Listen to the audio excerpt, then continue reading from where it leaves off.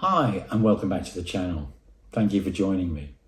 So in today's video, as you may well have guessed, I'm returning to the subject of record cleaning. Now I did discuss this in depth in a video about 4, 5, 6 months ago, which I'll post a link to up here, cunningly named record cleaning part 1, I think. And this is obviously record cleaning part 2, and there will be follow-up episodes.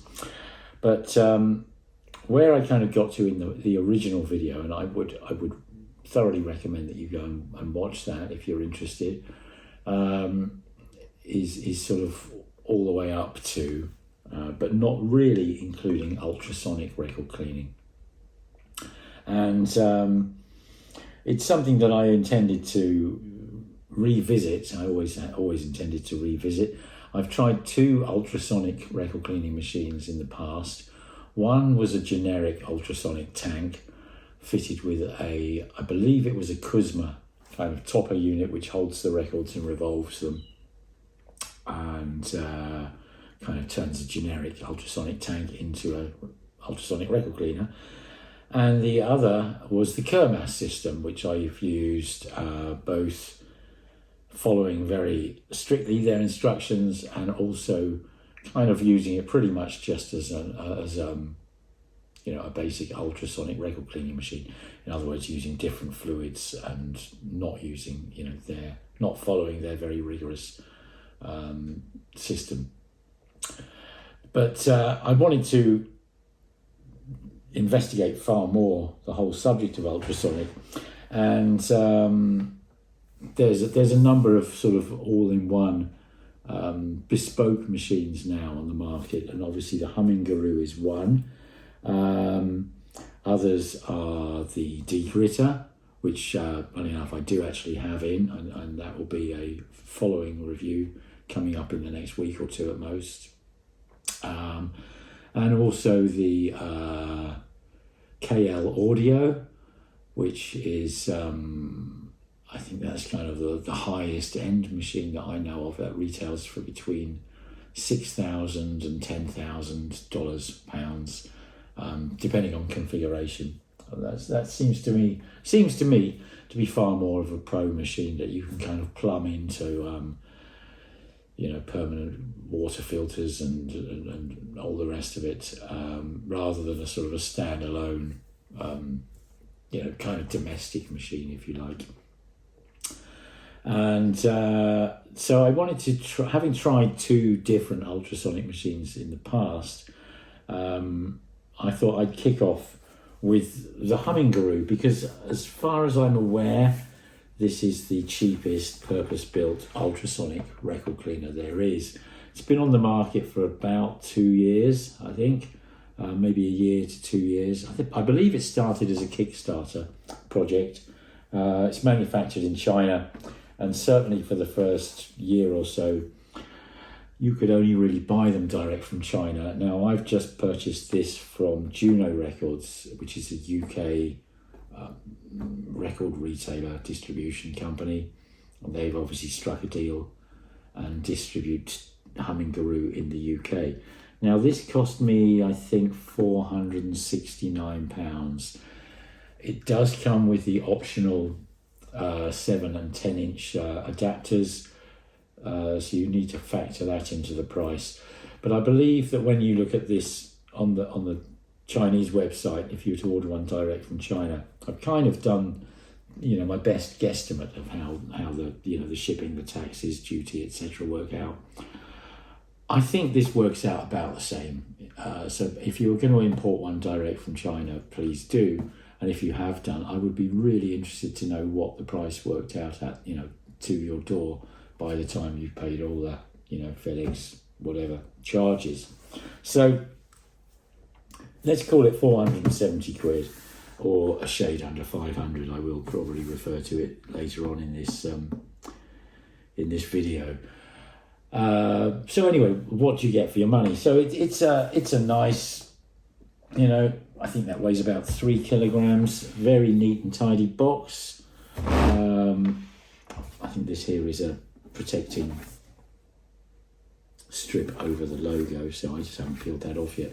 I've had this about just over a week and a half, something like that. I'll just run around this side here. So there's the power input, and if I show you, this is the mains charger you get, or the mains adapter you get. And interestingly enough, it is the output is 12 volts, 5 amps. In other words, 60 watts. So whatever the power of this thing, it's less than 60 watts, because that's the maximum output of its mains adapter. It's worth bearing in mind. 60 watts, and the reason I mention that and sort of stress it is that I know, for example, the KL Audio, I believe, is 200 watts, and the degritter, interestingly enough, is 300 watts. And I do believe in both those cases they are referring to the power output of the ultrasonic transducers, more of which I'll get onto later. This being 60 watt and that being the power supply output. This is kind of like measuring horsepower at the at the engine output, the flywheel, or at the rear wheels on a sports car. The two figures are different because the transmission, etc., soaks up power in the car. And in this, when you're measuring, when you're considering that 60 watts, that 60 watts not only drives the ultrasonic generators, but it will drive the logic, control, the electronics, the motors that turn the record, fan, all sorts of stuff, for the air drying. So I think it's fairly safe to say this is a fairly low-powered ultrasonic unit by the standards of other ultrasonic record cleaners. But anyway, nevertheless, you pay your money and you get what you get, don't you? And it's a very, very nice and neat unit. So, as I say, there's the power supply input, an on-off switch. There's a switch here between 1 and 2. That is for the drying. It's unheated, but it's got fans in there like hair dryers. And that's for 5 or 10 minutes of drying. I'll come around to this side here next, and here we have the water reservoir, which if I take the lid off, you can see you've got, I don't know if you can see there on camera, but you've got marks for 7-inch, 12-inch, and then milliliter marks too.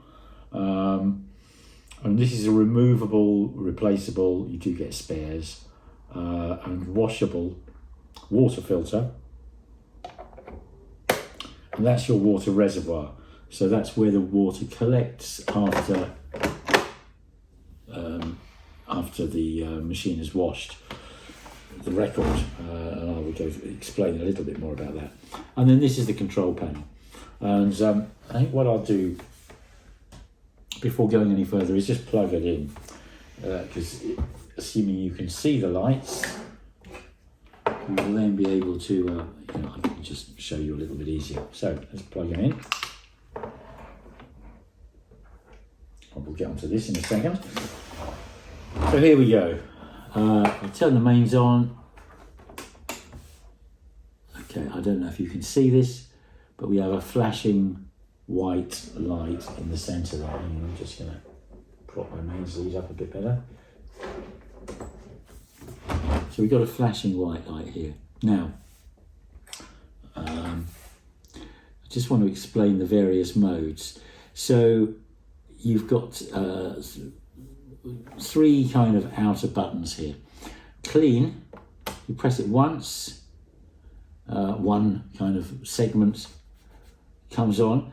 Now this is the ultrasonic cleaning process, and selecting this button just does that. It doesn't do the drying cycle. So one light on is 2 minutes. Press it again, you get 2 segments, and that's 5 minutes. And then press it again, and it turns off. So there's 2 minutes or there's 5 minutes of ultrasonic cleaning. Okay. The auto button is pretty much the same. One press gives you 2 minutes, 2 presses gives you 5 minutes. Press it again to turn it off. What the auto does is it does exactly the same as the clean, except when it gets to the end of that 2 minutes or 5 minutes, accordingly, it then drains the tank, and it makes a heck of a noise while it does it. And that's, the fluid goes into here. It drains the tank, and then it goes into the drying program. And the drying program is determined between 5 and 10 minutes, by that switch on the side there. And then the third of these here is the dry, and there's only one. There's not a choice of 2 or 5 or 10 here, because it's a separate kind of manual, if you like, switch on the side. But so you can select here just to dry the record, which always starts by attempting to empty this with fluid first. So it's a drain and a dry. So how you use this in practice, if you've got the instructions say, if I press that, the instructions say just for new or very lightly soiled records, all you need to do is go to kind of auto with one segment, and that's the sort of the light auto cleaning. And if I was to now press this button, it would enter the process, and you'd have 2 minutes of ultrasonic cleaning, spinning the record around, drain that out, and then give you, depending on what we'd set this side switch, presumably 5 minutes if we were trying to do it quickly, it would dry it off. Similarly, if you press that twice, you'd get 5 minutes of ultrasonic cleaning followed by the drying. If you wanted to, for argument's sake, clean something for 10 minutes because you've got a very dirty record, what you would do is you would press the clean button twice to get 2 sections of LED up, press the start button. It would clean for 5 minutes, but it wouldn't then drain the tank. So the record would be sat there in the fluid, and then at that point in time, you would then select a 5 minute cycle with the auto, but that would do another 5 minutes of cleaning, then drain the tank and air dry it. And that's how you could do that over and over with, or continually do the cleans. And I will definitely post this in another video, but I have actually been using this quite intensively all week, and I've basically come to my conclusions on it. But I will go through kind of and explaining my fairly rigorous and exhaustive testing procedure. At one point I put it through a record through 5, one after another 5 cycles of, clean for 5 minutes, clean for 5 minutes again, clean for 5 minutes again, clean for 5 minutes again, and then clean for 5 minutes and drain and dry. Okay, so that's basically how you work the control panel. And as I said previously, you've got the switch on the end here. Can't actually see it from where I am. The switch on the end here to switch between 5 and 10 minutes of drying. Okay, and what else can I say about this? Right, okay, so here's the lid, and this is just purely to keep dust out. It's actually a very useful thing to have, to be perfectly honest. So I'm going to unplug this now, just because I kind of want to show you what's going on in this machine a little bit more. So that's turned off. Right, so here we can see the cleaning slot, so to speak, and as you can see, it's you've got a well that you clean with fluid. You've got a roller here, and a roller in the centre at the bottom, and the drain is at the bottom, as you'd expect it to be. And actually, if I show you just here, if you can see, there's there and there are kind of like the air outlets. So that's where the hairdryer, if you like, the air drying sort of air streams flow from. Okay, so that's in essence the machine. One last thing under here is that's you get a removable, replaceable air filter for the air that is fed to the the air blowers for drying. They'll need changing or cleaning depending on the environment you're using it in, I guess. And as I say, I've had this for about 10 days maybe now, and I've probably cleaned, I'm guessing here, I've probably gone through about 30, maybe 40 cleaning cycles, something like that. And I have, and again, I will go through this very much in my sort of full review report video, but I have changed the fluid 2 or 3 times, and I haven't changed this filter, but I have washed it a couple of times. Okay, anyway, I just want to show you how, in fact, one last thing. This is an interesting tool that comes with it. So first of all, it's a dual purpose tool. You pop it in and twist it. It's kind of quite a fiddle to get in, and I don't know if you can see that, but I will put a photo over there. But it's got a little kind of a flag with some lines on it, and that is the ultimate, the critical water level depth gauge. And I'll take that out, more on that now. And then this, interestingly enough, is a device for changing these rollers at either end of the slot. And you actually get some spare rollers in the packet, in the box. And I have to say, I'm slightly dumbfounded as to why they supply rollers. Well, clearly they think that they're going to fail. I'm not entirely certain why they think they're going to fail, but they do. And I find that slightly disconcerting, because why not just make them better? And then you don't have to put spares in. I mean, it seems quite daft. Anyway, hopefully I won't have to use the roller replacing tool, but as a depth gauge, that's what this thing's primary purpose is. And as I say, it's quite fiddly, but you put it in and twist it to lock it in place, and then you anyway, that's what you do. Right. Now, I think I should just show you very briefly how this works, and just I'm not going to make you sit here and go through an entire cleaning cycle. I will pause and fast forward the video, etc., to just cover over that. But I will just give you a very brief, this is how it works, to follow. And then after that, I think I'll end this video, and I may even put these videos up at the same time, because to be honest, I've shot probably 2 or 3 hours already of video material of using this in this last week. So it's just about collating and editing those together. So I think how this is going to be presented is this sort of introduction to the HumminGuru, an analysis and report, if you like, on its effectiveness, how it works, in my opinion.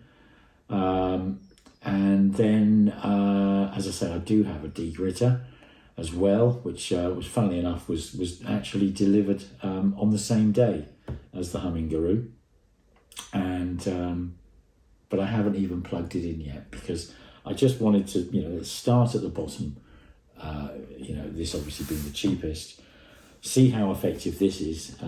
It's going to be far more relevant to more of you, costing £470 rather than £2,500.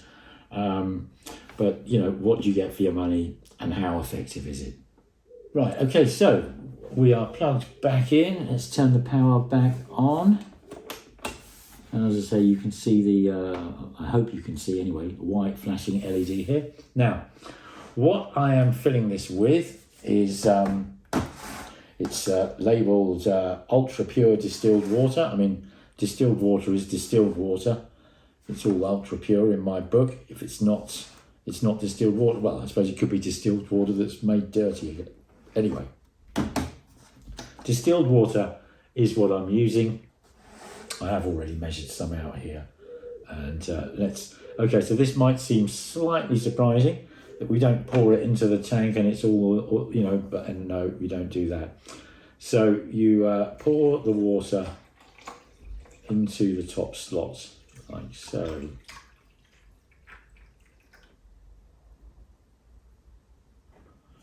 And as I say, I will, I have already measured that and checked it, but I will,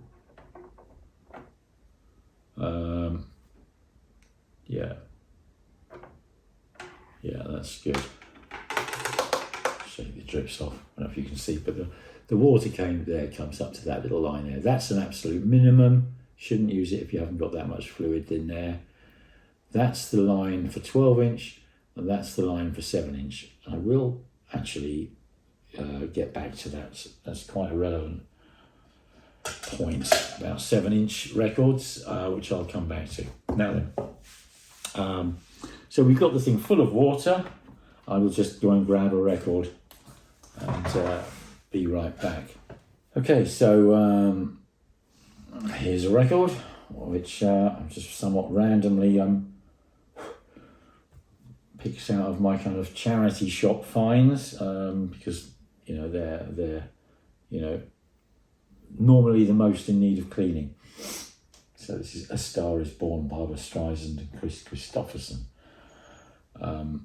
So we stick that in, and you just carefully lower that down, and it sits on the 3 rollers. It's actually very hard to not get it in the right place, and so there we go. That's the record loaded. So I will select the auto mode, just with 1 segment. So that's 2 minutes of ultrasonic cleaning, followed by, because I set this switch around here to the 1 position, it'll be followed by 5 minutes of air drying. And as I say, I'm not going to let you sit here for 7 minutes of watching this go around. So I'll cut this quite short. But so when I press the button, you'll see the record start revolving, and you'll hear the ultrasonic noise, which is kind of like a fizzy sound. I don't find it offensive in the slightest, although I have to say my cat Toby absolutely hates it. It drives him senseless. So, you know, you've got to bear in mind these are ultrasonic. This is working at 40 kilohertz. We can't hear 40 kilohertz at all. What we're hearing are the sort of the lower harmonics of that, and I don't find it an offensive noise, but it is worth bearing in mind that if you've got cats or dogs or other animals, it might drive them potty. Okay, so 2 minutes of cleaning selected, being on the auto mode. If I just wanted to clean it for 2 minutes, I could press that button, and then it would be wet. It would need drying in some other method, or I could then manually go to drying. But I'm going to select auto. 2 minutes of cleaning, followed by 5 minutes of drying. 5 minutes of being selected by that switch on the side there. If I just moved it across, it would give 10 minutes of drying. Anyway, here we go. Press the button and let's get started.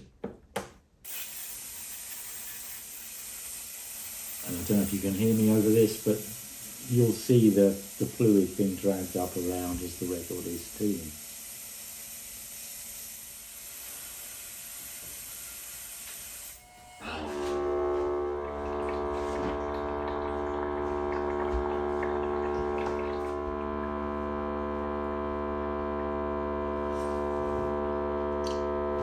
Okay, so that's the tank being emptied, and as you see, that's the end of the tank being emptied. It's rather like when you've got a straw and you're trying to get the last little bit of lemonade out the bottom of your glass. And then there's that's the air fans blowing, and I mean you can see here that straight away it's clearing a lot of that fluid off. And this will now run according to how long you've set the side switch, but we set it for 5 minutes. So that's how long this will run for.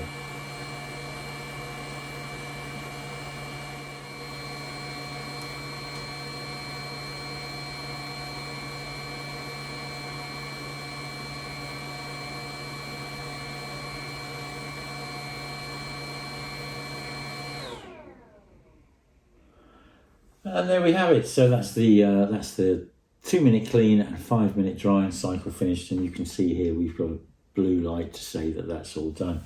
Now, interestingly enough, if we check this at the end of that time, I don't know if you can see here, there's plenty of water still on here. It's clearly not dried it sufficiently well. Pretty much what I discovered is that you need 10 minutes of drying. So I will I'll pop that back in there for now. I just wanted to say that if I was going on to clean another record, what I would do now, obviously take this one out and I would put it to dry somewhere. I'll just pop it here for now. But okay, so let's assume, right, we've cleaned that one, we want to clean another record. What do? We take this out and then making sure you hold the lid on, we pour the fluid back into the cleaning slot, basically.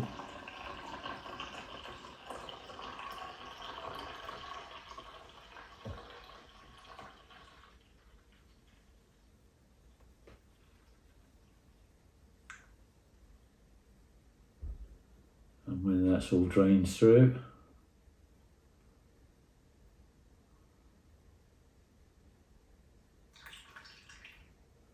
there we go. So that's all the fluid back in the slot. Put the, I don't know if you can see, when I take if I take that out and I try to press start, the light goes red to say that this isn't in place. So put that back in, the light goes red. It won't work without the, thankfully it won't work without the fluid reservoir there, because basically otherwise it would just empty its fluid into the carcass of the machine and probably blow itself up take you with it. So yeah, that's the process for, you take the record, oh, what the heck, I'll put this one back in as if we're going to clean it again, and re-choose your program and press start. So that's basically the HumminGuru, how you use the HumminGuru, the various features, etc. So what I'm going to do now, I'm going to close this video now, but I will post very soon my findings, which I've already done, where I've cleaned a number of records, both brand new, clean, fresh out the packet, and ones from the 1960s originals that have been cleaned before on other machines. And I'll be running through sort of what one brief clean does, what intensive cleaning does. I'll be comparing to my Lorrycraft, which is the reference kind of non-ultrasonic machine I've been using for many years. And just really kind of coming up with my conclusions from the experience of using this very thoroughly for about 10 days now. So I'll say cheerio for now. Let's wrap this video up, and please look out for the next video, which could be coming. I may even post them all together, but I may be spaced them out at weekly intervals or what. Okay, thanks for coming, thanks for watching, and look forward to speaking to you again soon. Bye.